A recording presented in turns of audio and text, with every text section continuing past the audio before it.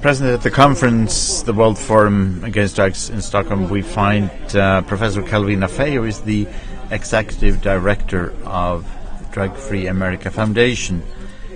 Welcome to Sweden. Thank you, Torgny. It's very nice to be here. I thought first we should ask you about the situation in Florida, as Florida is the state that you come from. Yes. What is the situation on drug-related issues right now? Well, of course, we have the problem that pretty much I've heard throughout the theme of this conference that exists everywhere, the primary problem being alcohol and marijuana. But Florida has a unique situation happening right now. In the United States, across the country, we're seeing an increase in the number of people abusing prescription drugs, and in particular our youth.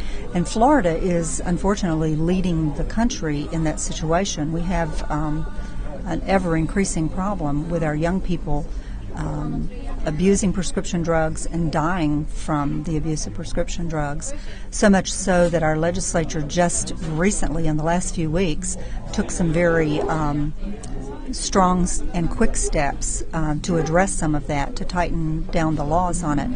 And of course, part of what's driving our problem is that we have clinics that are opening up across the state that specialize in so-called pain management, where people can go in and see a doctor for a very brief time, get a prescription for very, very potent pain medications, and in many of these locations can actually fill their prescription in the same location. So of course there's this strong incentive for the doctors to overprescribe, because they're making money seeing the patient, and then they're also making money selling the drugs to individuals. It's gotten so bad that we actually had a crackdown by law enforcement just in the last couple of weeks, where they closed down a particular clinic that was extremely abusive across the bay from where I live.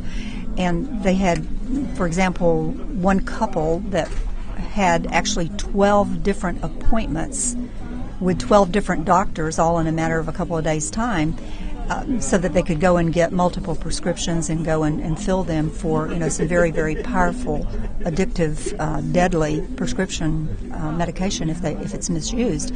And so we have people coming in from across the state lines, from other states, since Florida's laws have been so lax on the issue. And we call them pill mills. There are legitimate pain doctors and there are legitimate pain clinics that legitimately treat people with serious pain conditions.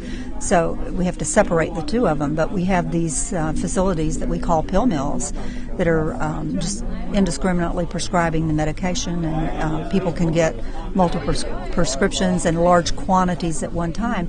And of course, some people are abusing them and overdosing from them, and some people are taking them back to their states where they live and selling them to other people. So it has become a very serious problem. We're actually at Drug Free America Foundation currently engaged in an awareness campaign about the problems with prescription drugs, because so many of our parents are just not aware of the problem. And we're encouraging parents to lock up their medications, a concept that hasn't really been thought through in America. I mean, historically, we stick them in our medicine cabinet and we don't give it another thought. We use it when we need to use it, and, it's not historically been a major problem of abuse. But parents that have little children, of course, would want to lock it up to keep it away from little children accidentally using drugs. And then they would also want to keep it away from their bigger children who would intentionally abuse it, as well as grandparents who have their grandchildren coming into their homes, and neighbors that have, neighborhood children coming in. So we're doing that campaign, encouraging people to, first of all, be aware that there is an abuse problem, and then also to be aware of the fact that they should lock them up and secure them. But also in Florida, we have the ongoing battle with marijuana, because it's very much part of the culture of the young people. And there is a movement in the state of Florida by a group that would like to see drugs legalized, that are advocating for the legalization of marijuana under the guise of medicine. A number of the states in our country have done that already, and the movement, of course, across the country has been led by advocates of the drug legalization movement. That's not to say that everybody that has smoked marijuana under this umbrella of medicine is a person advocating for legalization, because there are some truly sick people that have been misled on the issue. But I'm saying that the people that are behind it, that are pushing the movement, definitely have an agenda of legalizing drugs. I mean, we know who the people are, we know who the groups are. And so the movement is starting to take hold in the state of Florida. We are concerned about it.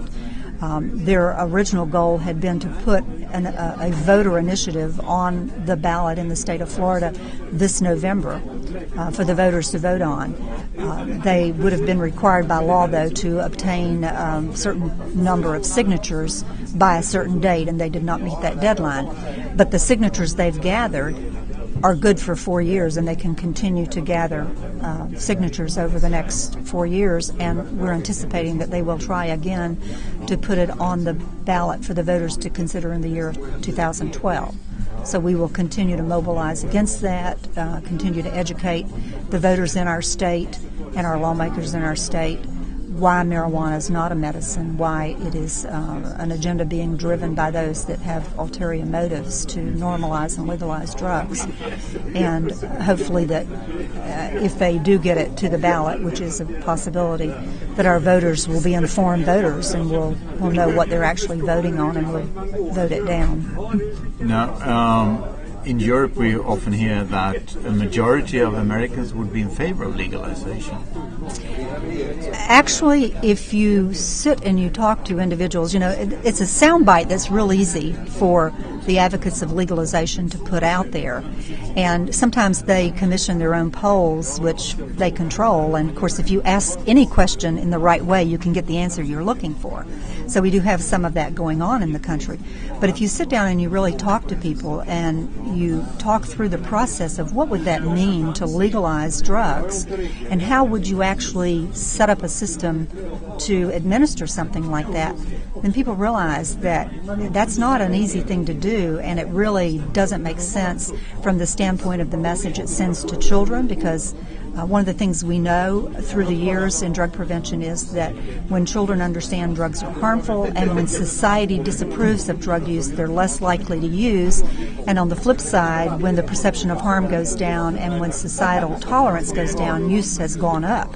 So if you legalize a drug such as marijuana, first of all, you've got societal approval there, and secondly, you've given the appearance to children that it must not be that harmful. So common sense tells you there, based on our historical experience, that would cause an increase in youthful drug use. So when you talk that through with people, they understand that's not a good idea. But even more importantly, if you look at the two drugs we already have legal, alcohol and tobacco, they're legalized and supposedly regulated, but we've done a very dismal job of controlling that and keeping that from our children. It's two of the drugs that, the gateway drugs that kids start with, and we certainly have not been able to keep it out of their hands. And then certainly if you look right now with what we're dealing with prescription drugs, prescription drugs are legal, they're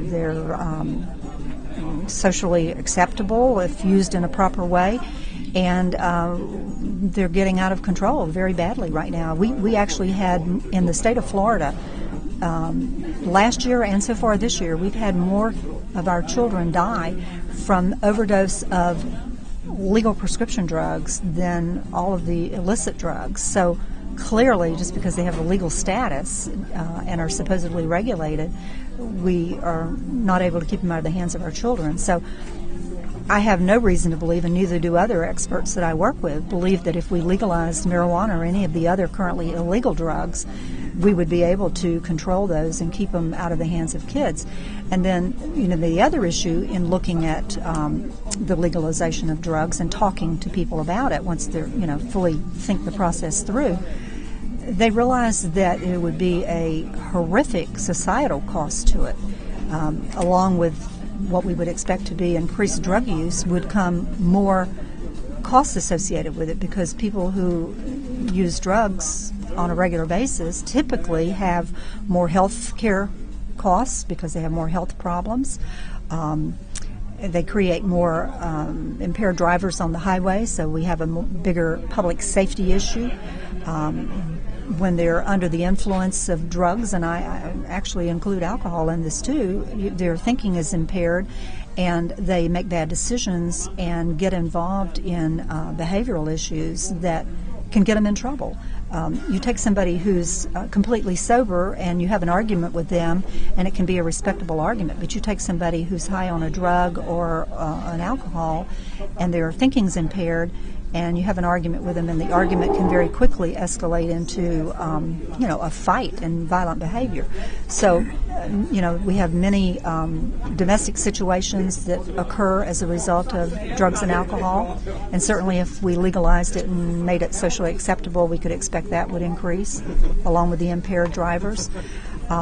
Unsafe work environments, and of course all of this has a price tag to it. It costs us money to deal with those kinds of issues.